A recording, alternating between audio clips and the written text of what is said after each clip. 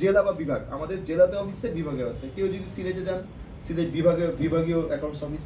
কেউ যদি রাজশাহী তো না, খুলনা বিভাগ, বগুড়া যান, বগুড়া হচ্ছে আপনার জেলা অফিস অ্যাকাউন্টস অফিস। আচ্ছা, এখন যেটা বললাম যে গভর্নমেন্ট অফিসে হচ্ছে সবকিছু ডকুমেন্টের উপর চলে। তার মানে আপনার প্রথম ডকুমেন্টটা কি, আপনি কি হয়েছেন, আপনাকে কি দেওয়া হয়েছে পিএসসি থেকে, আপনাকে কি দেওয়া হয়েছে না, আপনাকে নিয়োগ দেওয়া হয়েছে না, মানে আপনার রেজাল্টটা পাবলিশ হয়েছে, এইটা থেকে আপনার কি হবে, স্টার্ট হবে আপনার এই ডকুমেন্টটা, আপনার প্রথম ডকুমেন্ট।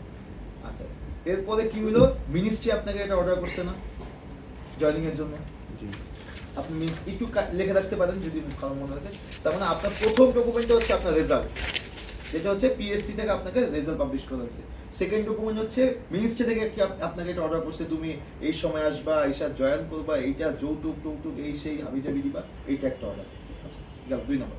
সেকেন্ড, আপনি কি করছেন, আপনি কি দিছেন, একটা জয়েনিং দিছেন না। জয়েনিং দেওয়ার সময় আপনাকে কি জয়েনিং কি কেউ কি এটা কি করছে, রিসিভ করছে, এই রিসিপ্টটা আপনি আজীবন আপনার সাথে কাছে রাখবেন। কিছু ডকুমেন্ট আমরা এটাকে কিছু মনে রাখবেন, সরকারি অফিসে কখনো যত ইনশাল্লাহ চাকরি করবেন আজীবন তো না, মানে যতদিন 59 বছর পর্যন্ত বা যদি বয়স বাড়ায়, যতদিন কাজ করবেন, কোনো জিনিস যদি কাউকে দেন, কোনো অফিসের ডকেটে বলেন বা কাউকে যদি দেন, অবশ্যই এটা একটা কি রাখবেন, রিসিভ কপি রাখবেন। কারণ ইউ নেভার নো আপনার কখন এটা প্রয়োজন পড়ে যায়।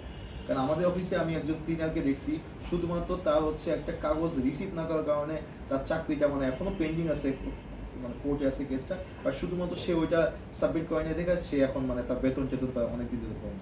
জাস্ট ওই জিনিসটা যদি সে যদি রিসিভ কপিটা যদি শো করতে পারতো, তার বেতন বন্ধ হয় না। সো এটা বলে রাখলাম লার্নিং। আমি কিন্তু মানে আপনাদের কিন্তু ওই যে গতানুগতিক পড়াবো না, আমি কি পড়াবো, আমার প্র্যাকটিক্যাল নলেজ থেকে আপনি যেসব জায়গায় ঠেকবেন সেসব জায়গায় আমি বলবো। কারণ গতানুগতিক জিনিস বই টই আছে, আপনি এগুলা শিখতে পারবেন, বাট যেসব জিনিস একদম প্র্যাকটিক্যাল অভিজ্ঞতা, ওগুলো থেকে না গেলে আপনি কিন্তু ভুলগুলা না বলে আপনি কিন্তু বুঝতে পারবেন না। তার মানে এটা মনে রাখবেন, গভর্নমেন্ট অফিসে যখন যা জমা দিবেন কাউকে, সেটা হোক নিচের ডেসপাচে বা হোক কাউকে, একটা রিসিভ কপি রাখবেন, বলে দিবেন রিসিভ করে, ঠিক আছে। তার মানে প্রথম কথা পিএসসি রেজাল্ট, দ্বিতীয় কথা মিনিস্ট্রি অর্ডার, তৃতীয় জয়েনিং। আচ্ছা, জয়েনিং এর সাথে মনে করেন আপনাদের কি মেডিকেল কি হয়েছে, আপনাদের মেডিকেলে কিছু বলা আছে? স্বাস্থ্য পরীক্ষাটা তো ঢাকা মেডিকেল থেকে হয়েছে, ওরা ওখান থেকে রেডি করে সব স্বাস্থ্য মন্ত্রণালয়ে পাঠিয়ে দিচ্ছে। আচ্ছা, তার মানে আপনাদের যখন হচ্ছে মিনিস্ট্রি যখন আপনাদের ফাইলগুলো আমাদেরকে পাঠাবে, অবশ্যই আমাদের কি করবে, ওখান থেকে স্বাস্থ্য পরীক্ষা সহ আমাদের কাগজগুলো পাঠাবে। তার মানে স্বাস্থ্যের একটা সেট আপনাকে কি করতে হবে, এখান থেকে পরীক্ষা কালেক্ট করতে হবে। কারণ ফিক্সেশনের জন্য আপনাকে যেতে হবে কোথায়, উপজেলা অ্যাকাউন্টস অফিসে, এবং এরা খুব দুষ্ট টাইপের লোক। বললাম না, কোনো কাগজ মিসিং হলে খালি মিষ্টি কার রেট বাইরে যায়, ঠিক আছে। তার মানে আপনাকে কি করতে হবে, আমি আবারও 3 নম্বর হচ্ছে জয়েনিং এর সাথে আপনি কি দিবেন, হচ্ছে কি দিবেন, মেডিকেল রিপোর্ট। আচ্ছা, তার সাথে একটা কাগজ দিবেন হচ্ছে আপনার সার্টিফিকেট গুলোর কপি দিবেন, ঠিক আছে। আচ্ছা, আপনারা একটা এক্সট্রা ইনক্রিমেন্ট পাবেন, এটা কি জানেন, আপনাদের এমবিবিএস ডিগ্রির জন্য, বিএমডিসি এর জন্য। এক্স্যাক্টলি, তার মানে বিএমডিসি এর জন্য বিএমডিসি কি লাগবে, রেজিস্ট্রেশন। Exactly, BMDC registration. আপনি যদি বিএমডিসি রেজিস্ট্রেশন না দেন, আপনাকে বলবে যে আপনি যে ডাক্তার, আমি জানি আপনার রেজিস্ট্রেশনে আমি আপনাকে এক্সট্রা ইনক্রিমেন্ট দিব না। তার মানে আপনি এক্সট্রা ইনক্রিমেন্টের জন্য আপনাকে কি করতে হবে, অবশ্যই বিএমডিসি সার্টিফিকেট দিতে হবে। আচ্ছা, পাশাপাশি আপনি এখন জানেন গভর্নমেন্ট অফিসে কি হয়, অফিসারদের স্যালারি বা যে কোনো স্যালারি এখন কি হয়, ইএফটি হয়। ইএফটি তো জানেন, ইএফটি ইলেকট্রনিক ফান্ড ট্রান্সফার, মানে হচ্ছে আপনার ওই যে কিছুই করা লাগবে না, আপনার টাকা অটো ঢুকে যাবে, ওই যে মেসেজ করবেন মোবাইল, আইবাসের মাধ্যমে। আচ্ছা, আইবাসে আইডিয়া করে দিছি কিনা জানি না, আমি একটু দিব।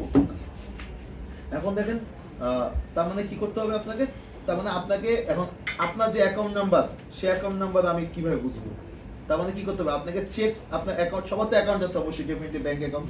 আচ্ছা, আরেকটা ইম্পর্টেন্ট মনে রাখেন, আমি যদি ভুলে যাই বলবো মোবাইল ফোনের কথা। আচ্ছা, এখন দেখেন আপনাকে কি করতে হবে, আপনার চেক বইয়ের ফ্রন্ট পেজটা একটা কভার পেজ থাকে না, যেখানে আপনার অ্যাকাউন্ট নাম্বার, কোন ব্যাংক, কোন ব্যাংক, রাউন্ডিং নাম্বার লেখা থাকে, সেটার একটা কপি দিতে হবে।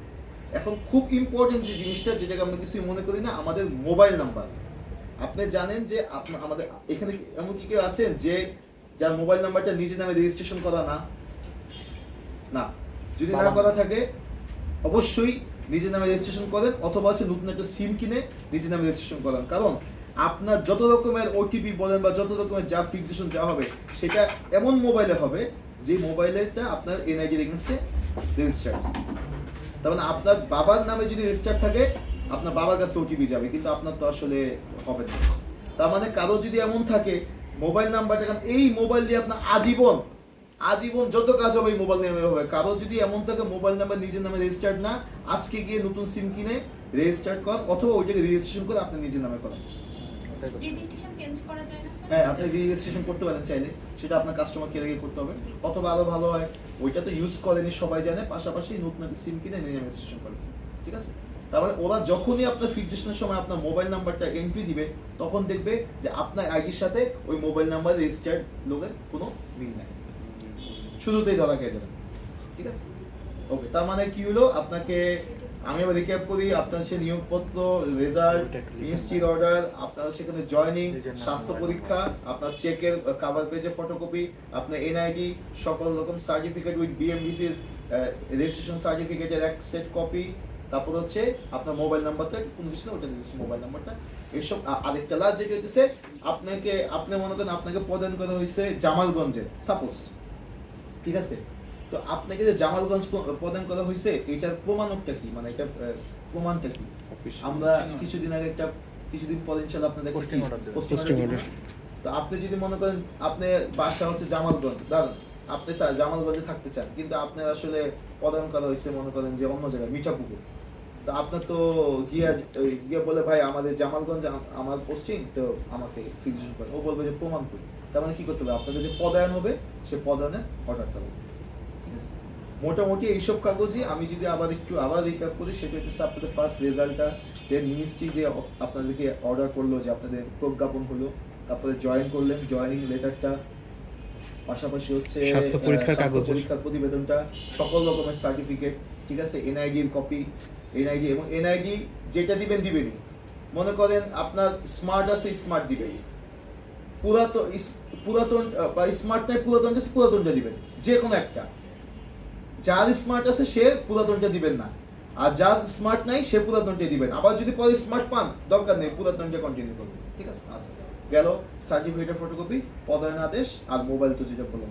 তো মোটামুটি এই জিনিসগুলো নিয়ে আপনি হচ্ছে যাবেন। আচ্ছা, এখানে আমি একটু দেখি, এই লিঙ্কটা আজকে কাজ করতেছে না, হয়তো আমি আপনাদের দেখাইতে পারতাম। এইটা দেখাই তো সমস্যা আছে, কারণ কি যে আমি ওই ফ্যামিলি প্ল্যানিং এখানে ক্যাডার অফিসারে কিছু একটা ট্রেনিং করছে, তো আমি আসলে একটু লাইভ দেখানোর জন্য একজনের একটা ফিক্সেশন করছিলাম, পরে একটু সমস্যা হয়েছে কি, ওরা মানে একটু এটাতে একটু হয়েছে যে মানে তার আসলে ওই জায়গায় পোস্টিং ছিল না, অন্য জায়গায় হয়েছে, তখন ওই জায়গায় অ্যাকাউন্ট সার্ভিস যোগাযোগ করছে যে সে কি ফেক কি না, পরে আমরা সার্টিফিকেট করছি না আসলে ফেক না, ওটা আমরা একটা লাইভ দেখাইছিলাম। এনিওয়ে, এটা মানে তো এই জন্য আমি লাইভ দেখাবো না, বাট আমি যদি লিঙ্কটা ওপেন করা যায় তাহলে আমি আপনাদের দেখাবো কিভাবে করতে হবে। ঠিক আছে?